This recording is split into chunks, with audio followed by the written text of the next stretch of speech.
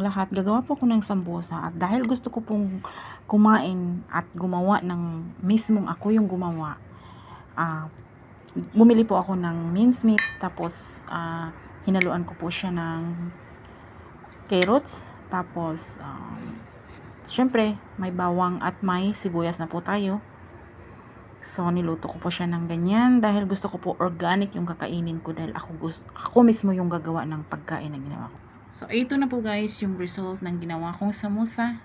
Napaibigan ko lang kainin. Kaya instead na bumili ako, gumawa ako ng sariling akin. Ayan po. Ginawa kong samosa. Piniprito ko na po siya. Ayan. Ako po yung gumawa niyan guys. Hindi na ako bumili. Sinerge ko lang po siya kung paano gawin.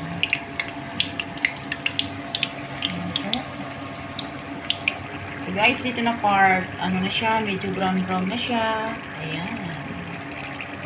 Homemade samosa. At syempre, hindi pa nagtatapos dyan ang ating pasabog. Gumawa din po tayo ng mini donuts. Ayan po. Ang flavor naman po nito ay cheese. Ayan po yung ating mini donuts.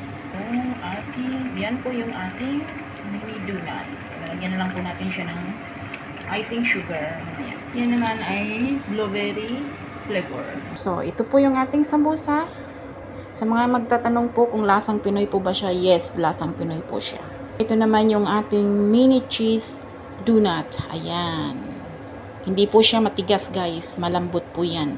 At ito naman yung aking blueberry flavor mini donuts. Ayan, malambot din po yan guys. So, hindi po yan siya matigas. So, yun lang po guys. Thank you for watching.